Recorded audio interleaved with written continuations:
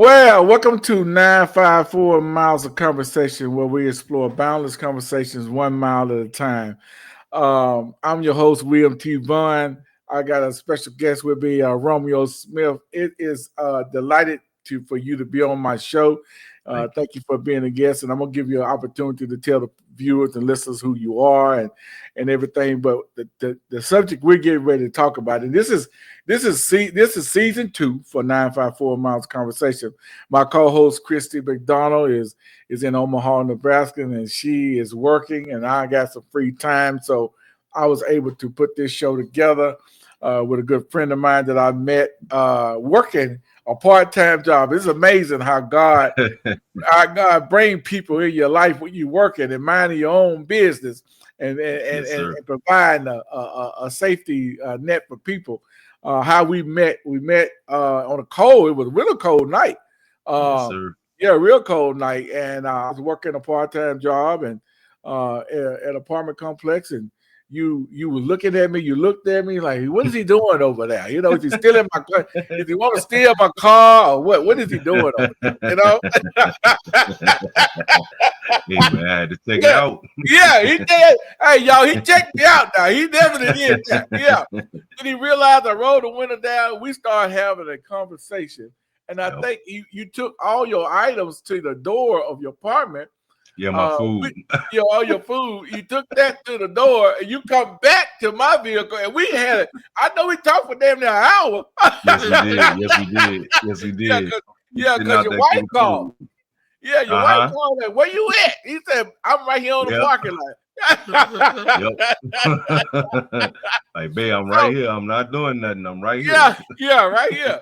So, Romeo, tell our viewers and listeners about yourself and where you came from and everything that's going on with you and what you're doing right now. But remember, this show right here is dedicated to, and as you can see, for our viewers and listeners here of our show, let me get this thing going right here. Look at here. This episode 2, this Black Male Redefining Marriage.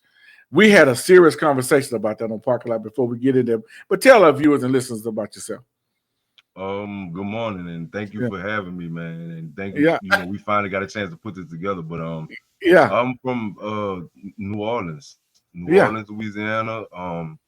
I'm just a hardworking father and husband, you know, trying to do the right thing, trying to keep my family proud of me. You know, they encourage me every step of the way that I'm doing the right thing. So I just want to continue to do that. But that's it. I'm just a hardworking father and husband. That's it, man.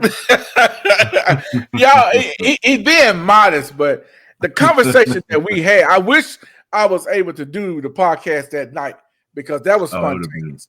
You couldn't have asked for nothing better to have a conversation with a complete stranger that you thought was a stranger.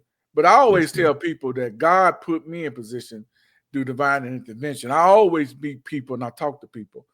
That's a talent that I had. My mother was like that when she was alive. And I'm like, I got her traits. Have a conversation with anyone. Just have a conversation. You'd be surprised how things can go when you meeting people. And I think sometimes we as people, we don't offer that conversation. We don't say hello. We don't say hi to people. We're scared to say something to because you think somebody's gonna harm you. Sometimes that shocker is, hey, how you doing? How's everything going? It surprises people.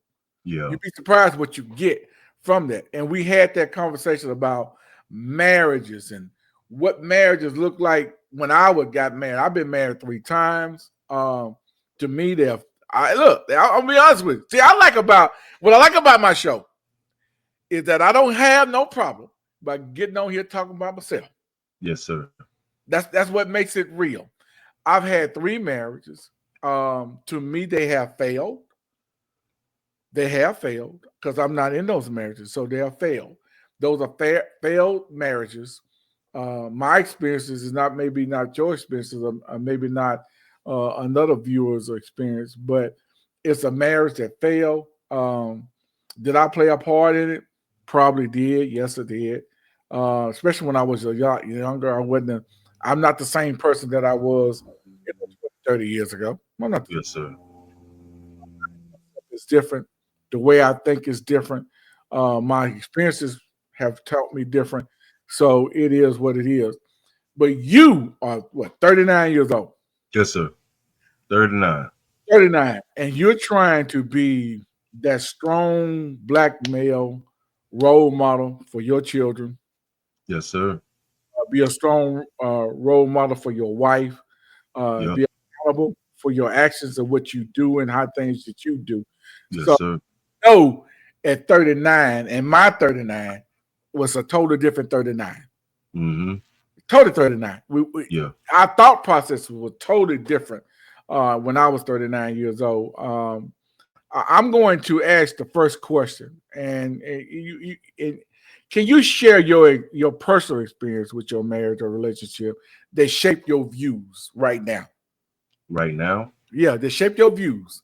Can you share a personal a personal experience that shaped your views of marriage and how you dealing with things right now?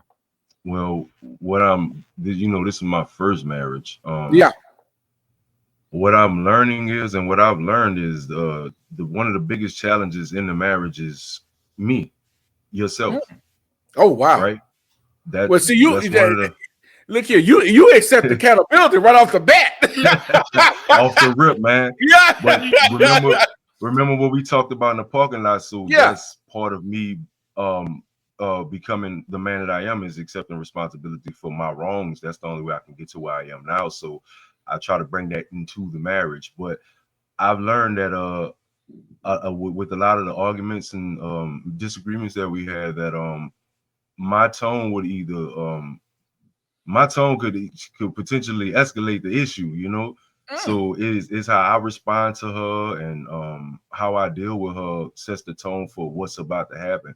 But that biggest challenge is my ego, letting go, letting her win, stop trying to be right all the time.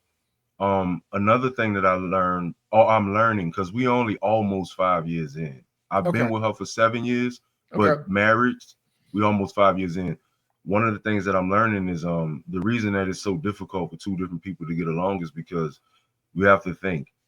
For 39 years, I've been living one particular way, and for however many years, my wife been living a particular way. So we trying to bring all that together into one being that thinks the same, talks the same, acts the same, and it's not gonna be easy. So that's one thing I had to learn early on. I used to get frustrated with some of the things that she would do, and she would get frustrated with some of the things that I do. So I just had to look at it like that. Well, she probably been doing this her whole life. I've been doing it this way my whole life, so I can't get mad at her for not doing it my way, and she can't get mad at me for not doing it her way. So it's two different people trying to come together on one accord, and that is really difficult, man. And it takes some time. Yeah.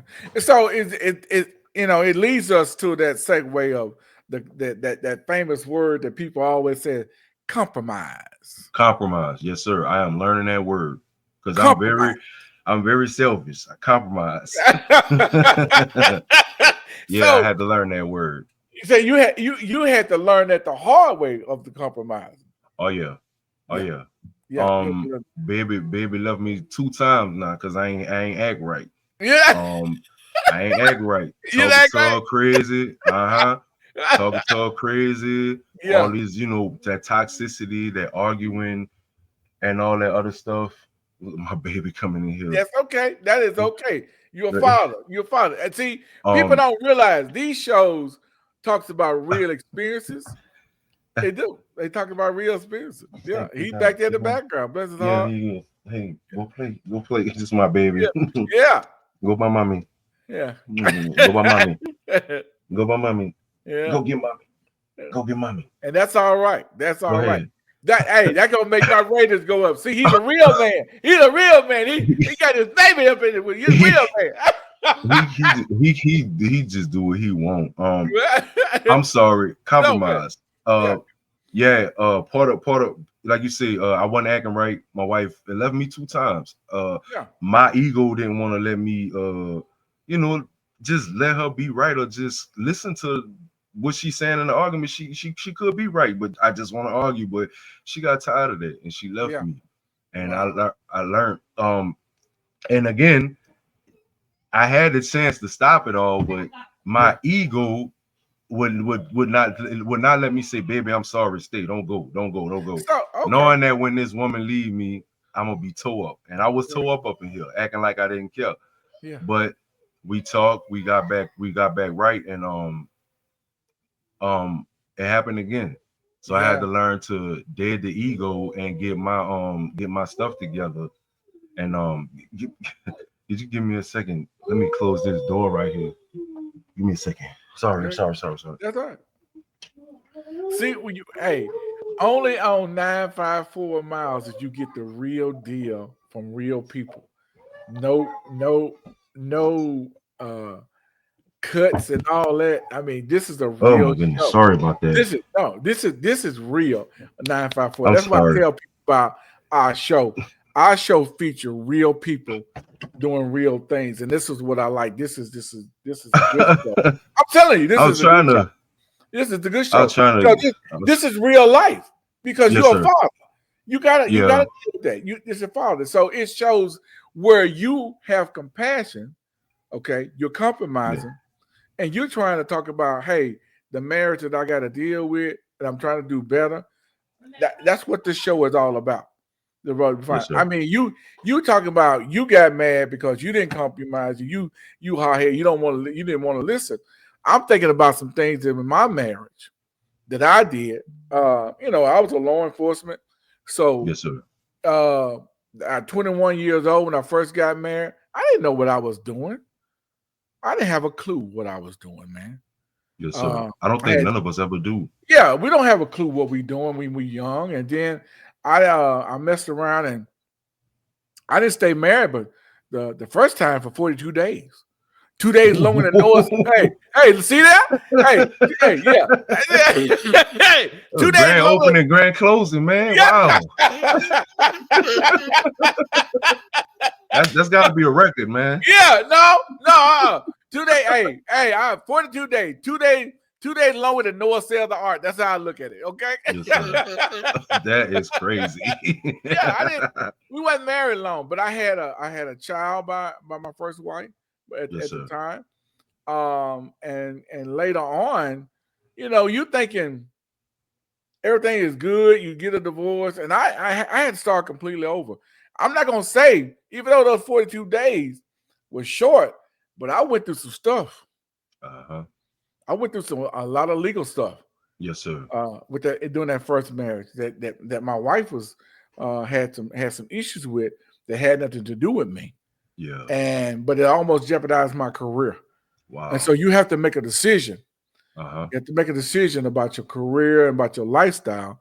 And I had to make that at a young age because I was about to lose everything that I worked so hard for.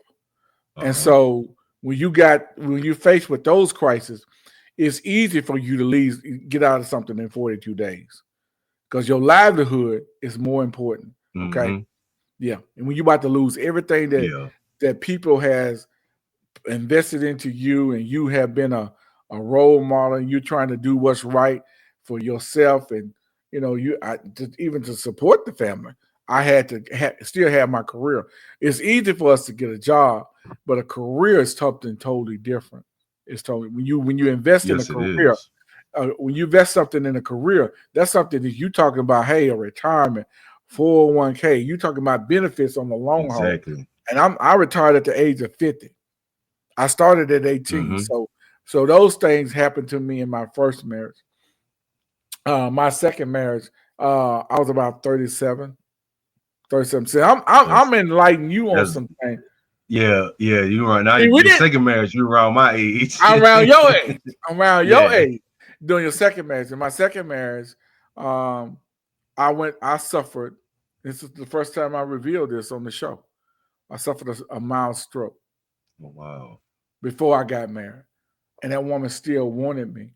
And I didn't want her to see me like that. I went into depressed stage, but I got through it and I vowed that that I would, come back and come back, stronger. And I asked God to give me all my strength and my health back.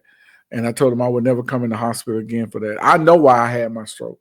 The stress level, I had lost my mother, the stress level.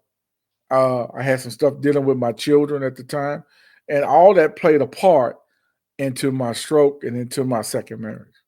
So you say you didn't want to marry her because you didn't want to see her, you didn't want her to see you in that state. Yeah, I mean, I was like, I didn't want, because I couldn't take care of her. You know what I'm saying? See what That's you the saying to manhood. me. That's I told you, me and my wife been together for 7 years, but we've been Right. married for 5. And the reason Right. is because the same thing. I drug my feet because I didn't feel like I was ready. Yeah. Not that I wasn't ready to be married, but I didn't feel like I was man enough. I didn't feel like I was making enough money. I wanted everything to be perfect. Like you said, I wanted to show up perfect, Superman. Yeah. And I drug my feet on that when in actuality, I should have just went on ahead and married this woman that loved me and want to be with me. But I wasn't ready. I didn't want to look a certain way in front of my wife. Right. Like you said, manhood, that pride. Yeah. It's there. It's there. It's in all of us.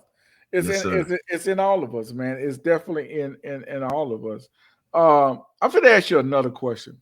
Yes, sir. How do culture and society pressure influence Black men' perspective on marriage? Think about that, because us as Black men and how we perceive people look at us in marriage, that perspective is yourself and me.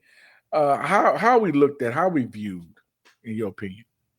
Well, social media wise, man, and in most media, I won't say negatively.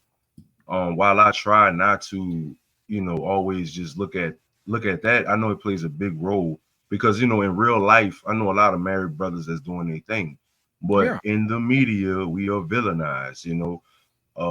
They we labeled as cheaters, not ready for marriage, underperforming, inadequate. Like it's just so bad out here. So I could understand why some brothers I can understand why some brothers would look at marriage as not a good thing from that aspect, because it's like every time even if they make a TV show, the husband on there gonna be dumb.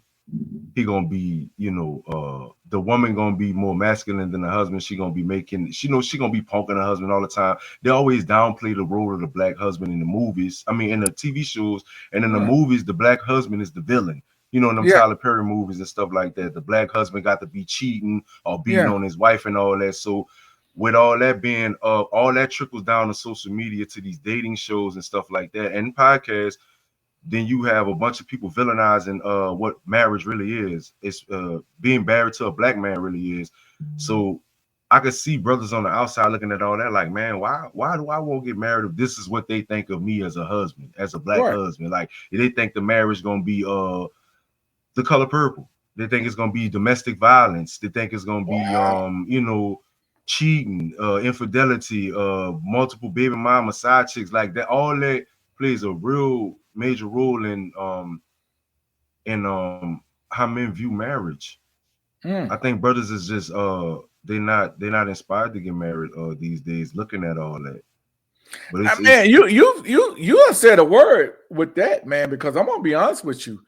That is true. The numbers out there saying that a lot of Black men are not even looking to get married anymore. They are not even looking to even find a wife. And I'm gonna be honest with you. I think sometimes I myself, I've been married 3 times. I've said that. And you can marry anyone. Yeah. But to find a wife. Oh my God. That is found a wife. Different. Yes. To find a wife, a helpmate, a real woman that's really going to be there. I've yet to have that. Wow. I think that's the other side of it as well. Not just I just gave you from the male perspective, looking at the way he's villainized in the media, but also if the male himself is looking at the media, every woman want a man making 100,000 a year. So that right there is that right there can be discouraging to some brothers that don't make $100,000 a year. We got a lot of women these days want the traditional marriage, but with new age modern twists, they want to be a traditional wife but a city girl at the same time. Like, I don't understand that. Like, I'm confused. Like, that's exactly how it is. Like, so a lot of brothers looking at that, if you look at these Pop the Balloons and these Kendra G's and all these dating shows, you looking at all that, you like, well, where do I fit in? Where do I fit in? I don't make $100,000 a year, like, where do I fit in? What kind of woman gonna want me? Even if you don't make 100,000, you a hardworking black man. Like, where do I fit in? So that's discouraging too. Looking at all that in the media. You know what, Romeo? We really harping on something that I think that our viewers and listeners can relate to. If they can relate to this, if they're out there dating, and I'm 55. And I'm in a dating scene now. It's totally different than when I was dating younger. When I was younger, I'm more open to a lot of relationships other than black women. I'm gonna be honest with you. If the Lord blesses me with a wife, a real wife, I'll be willing to accept that. But I'm more open to different relationships now instead of just a black woman. I'm gonna be honest with you. Yes, and for my viewers and listeners, I'm not saying that I'm turning my way to black women. I'm not doing that. It's just that I am more open-minded now. I'm looking at things in a bigger light, and I'm thinking outside the box. Wherever my happiness comes, and guess what? I'm gonna be honest with you, Romeo. I'm not going out there and just looking for it. If it comes to me, it comes to me. Yeah. And I'm just to that point now, No, that's good being open. Honestly, these young boys ain't, they making it known like that's what they're doing these days. Like, they really, and I'm not against interracial dating. I've been in interracial relationships. I'm not against it at all. You know what I'm saying? I understand, like, it is what it is. If you find that woman that love you and that treats you how you want to be treated, like they say, go where you appreciate and not tolerate it. So I fully understand that. But that seems to be a rising trend these days with these young boys, man. They just doing it out the gate. They just going over there. Yeah. Anyway, they want them a snow bunny. They want them a little Latino. They want them a little Asian. Like, they strictly going for it. But I don't want to get too controversial, but nobody don't want nobody ever ask or wonder why. And if they do ask or wonder why, and you start talking about why, then it becomes a whole nother thing. You hate your mama black, and all this other stuff. So it is what it is, man. Yeah, and I ain't mad at you. I'm not. My show is, we haven't discussed anyone's name, and I haven't discussed anyone's name. But I'm just talking about my experience, and you talking about your experience, and we just having a conversation. But a conversation that really needed to be had. But to have it on this level is wonderful. It's a blessing. I'm just thankful that you were able to be on my show and to provide some perspective that I'm not 39 anymore. I'm 55. So my perspective is totally different than your perspective. And I just like that diverse of that perspective for my viewers and listeners because they let them know up front, hey, everybody has opinion and everybody has an experience. Is that their experience, and you cannot take it away from them. Your experiences are your experiences, and you cannot take it away from them. Here's a question I have. Can you discuss any common theme or experience you observe among black men regarding marriage as challenging and triumph? And I think we kind of hit on that when it comes to talking about the social media and all that. But I'm gonna lead this conversation off with what's challenging for me. What's challenging for me in any marriage is the fact is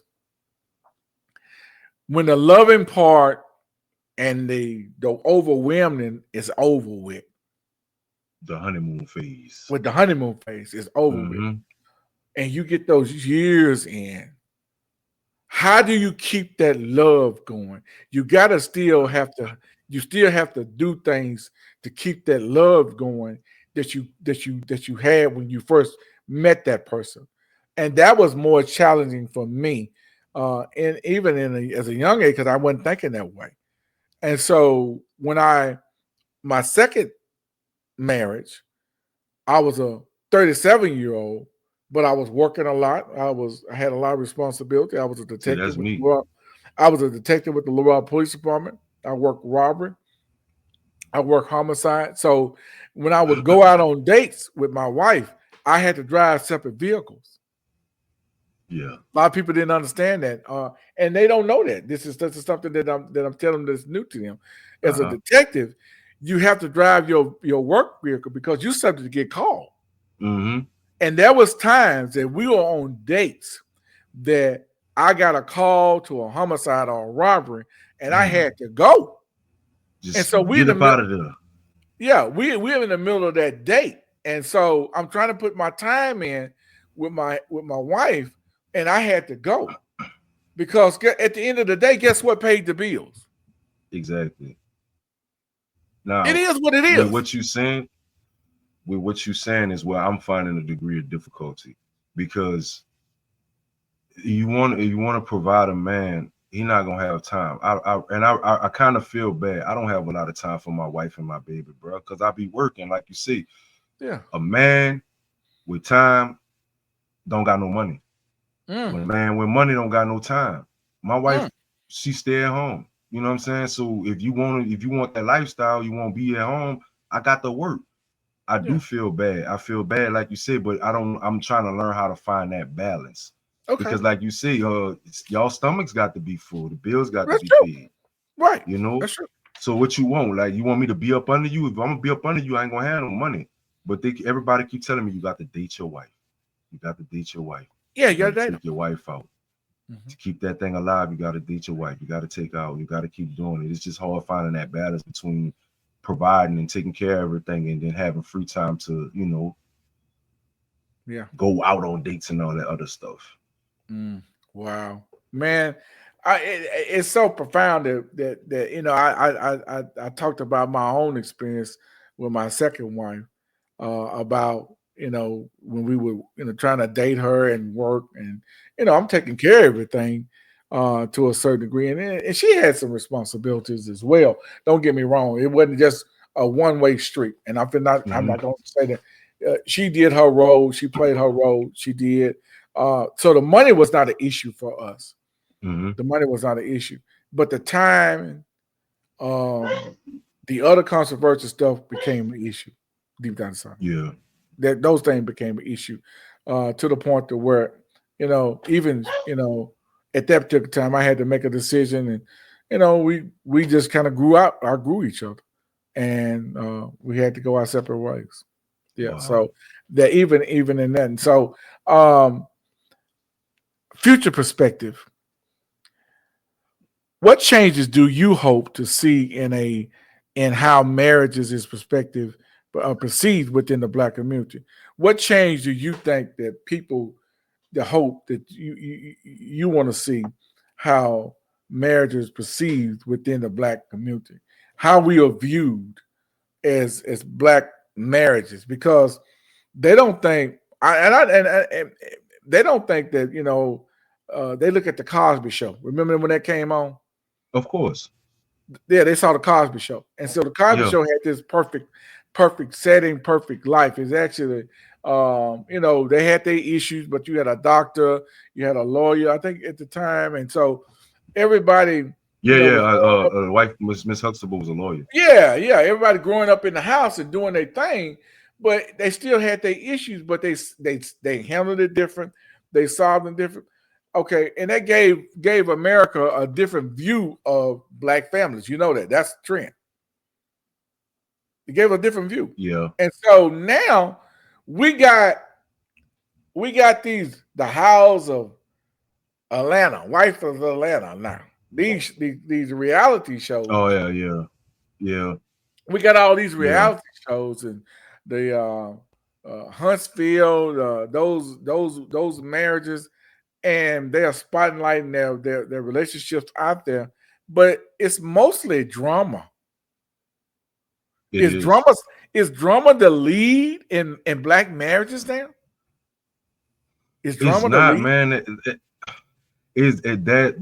That media, that salacious content is what's creating these, like, the need and desire for that. Like, what I would hope to see, I would hope to see more black people married, but man, we fighting against a lot of powers that be that's just making all this propaganda. Like, unfortunately, like, each individual is not going to be able to sit there and look at that just for entertainment purposes and be like, oh, this is not real life, this is not how marriage is supposed to be, this is not how a relationship's supposed to be. Unfortunately, that with the music too, a lot of people looking at that, they like, oh, this is how it's supposed to be. Like, because I'd have been in a relationship that's cool, because I be chilling, to be honest with you. I don't be with too much drama, but like, the relationship cool, and shorty wants to start an argument and, wants to start something because that's what they see on TV. Like, oh, this is how it's supposed to be. It's supposed to be toxic. Like, it's like, if it's good and it's calm, this is boring. Like, communicating together, this is boring. Like, no, we got to fight. Like, no, that's not how it's supposed to be. Like, stop watching that stuff, man. That stuff is brain rot. Like, I don't watch it. I be careful what I put into my soul, man.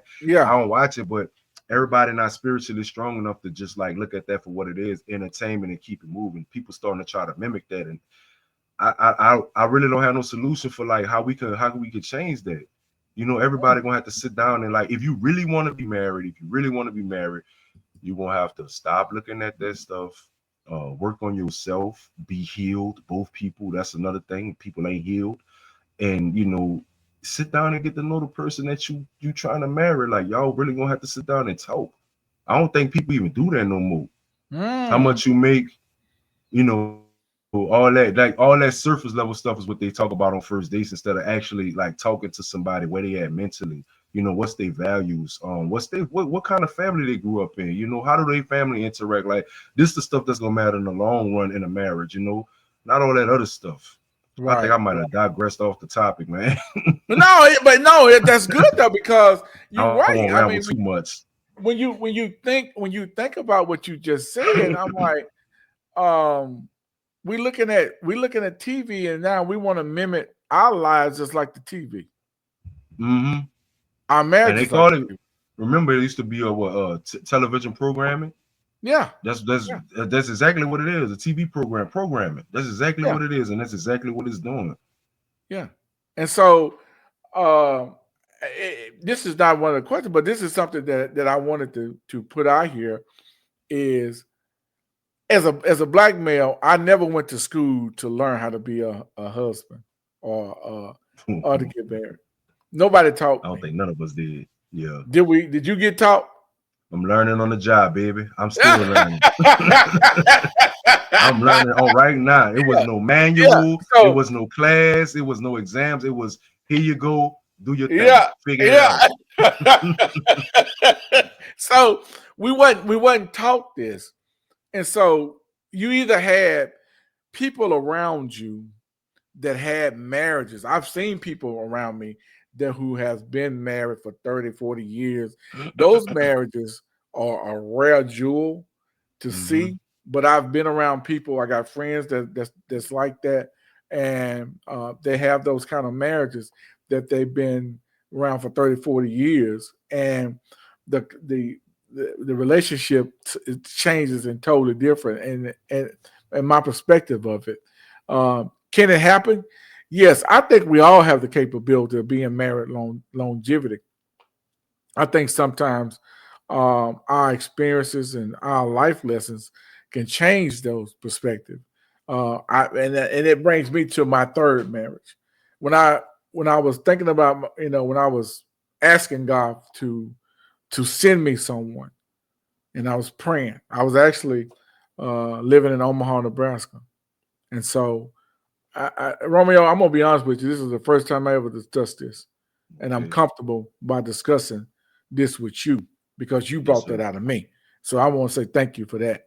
But when I was praying for my wife to come, I told God I haven't been very good at picking one, and I asked Him to send me a wife because He put me in a position where I was in a city that I had nobody there, and I was lonely. And I just wanted to, if he sent me a wife, I accepted that. I didn't go out looking for it. I didn't do that. So what came to me, I was like, okay, well, God done heard my prayer. But I learned something about praying. And you got to be specific in your prayer, because the devil listened to your prayer too. Yes, he does. I prayed out loud. And I think when I prayed out loud, the devil was listening and sent me somebody that's similar to what he said I wanted when I told God that I wanted. And people will show you their representation of them in the beginning, and then later on, they shift gears. They don't tell you everything about their life. Even though you're asking those important questions about their life, they tell you something false, and then you find out later, well, what you told me in the beginning was a lie. Yeah. And that's why we got to take our time, man. That's why we got to take our time. So that was my lesson in that marriage. And so I became bitter after that marriage. I became very bitter. Even, man, I'm gonna be honest. I'm sharing some things that with my viewers and listeners. I said, no, God, I ain't gonna ask you for that no more. I'm gonna shy away from that. And my co-host, Christie, she's a good dear friend of mine, man. When I tell you her friendship was so valuable to me, to where she talked to me every day during that process. Every day she would call me. She's checking on me. Will, how you doing? You need anything? I mean, she's talking to me, just keep trying to keep me motivated and keep my spirits up. And there's a couple more people I can talk. I'm in Omega Psi Phi fraternity, so I had frat brothers calling, checking on me during that time, and I appreciate that. I really, truly do. I appreciate that. But when something is coming to an end, it comes to an end. Yeah, and I couldn't. There's nothing I could have done about it to change it. Even though I wanted to change it, I wanted to be there. If the person don't want you there, they just don't want you there. And I'm saying this to you is, I know that you're trying to do what's right, but if you get a price on the value of your peace of mind, if there's a value to it, you got to look at that totally different, because my peace of mind has no value. It's not worth $1 million for my peace of mind. My peace of mind is my insanity. And so that's what I want to keep intact, is my insanity when I'm dealing with anyone, when I'm in a relationship. I say that to you is because I pray for you on a daily basis. I appreciate it, man. I do. I pray for me, man. Keeping me strong. I pray for you. I pray for you on a daily basis. You are in my prayers, because yes, sir. When we met that night, man, and I wish I could bring it back to this show. But I can't, because that was raw. That was off the cut. That wasn't even scripted. Like, we was just going, man. It was like we were just flowing with it. And when we come up with this show, and I said, let's talk about it. And you agreed to it. And I mean, because ain't nobody really talking about this stuff. That's why my podcast, 954 Miles of Conversation, trying to set itself apart from your regular podcast. We talk about real life issues, and experiences that people are experiencing out there, because that's what people need to hear, and that's what we all got issues. I'm 55, so you can't really too much change my thought processes. I'm already. No. I got the sound. You can teach an old dog new tricks. You can. Because if that dog want to learn new tricks, he gonna learn new tricks. See, I had that mentality. That's what I'm saying. I had to evolve. I had that mentality coming into this. I'm like stuck in my ways, but I'm like, for the betterment of this relationship, I'm gonna have to change. I'm gonna have to change if I want to keep this woman, man. I want to touch on something that you just said about peace of mind. I fully understand what you said, because I have another child. I got a 17-year-old, my daughter, but that relationship was toxic. And when I mean toxic, I don't mean just mentally. I mean like even on a physical. Like, she used to like to put her hands on me. Wow. Yeah, bro. So for my peace of mind and for my freedom Yeah. I had to leave that alone, you know. And for a long time, I felt bad about it because my daughter, you know, that was my daughter's mother. So I felt like I left my child, and I didn't want my child to feel like I left her. Right. But like you say, when it come down to my peace of mind and my freedom, yeah, I had to leave that situation alone. You know, right. That's them hard decisions, man. But that's from me not picking right. Like you Okay. said, I booked with the agent, the representative. I liked the representative, and then when I got to the, you know, when I got the product, it wasn't what it's supposed to be, but it was already too late. You know what I'm saying? Because I Yeah. had made a 18-year investment in that thing. So Yeah.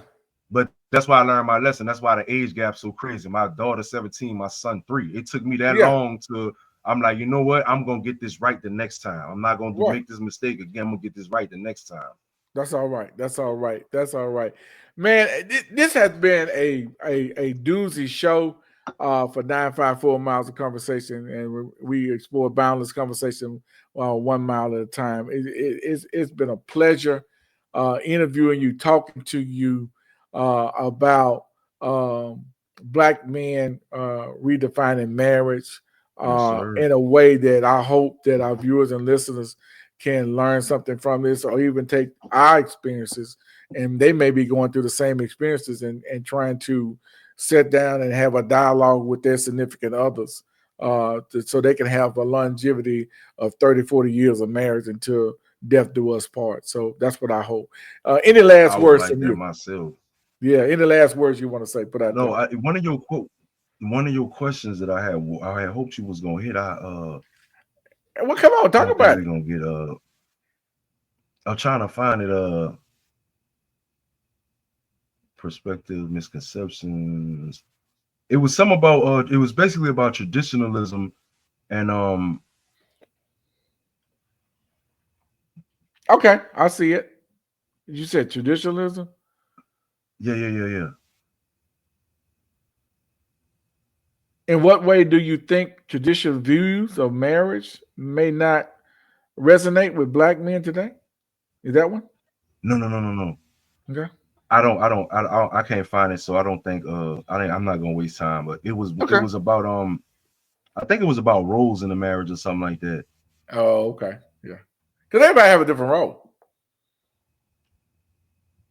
The question is, do we know our role and what role we play in our marriage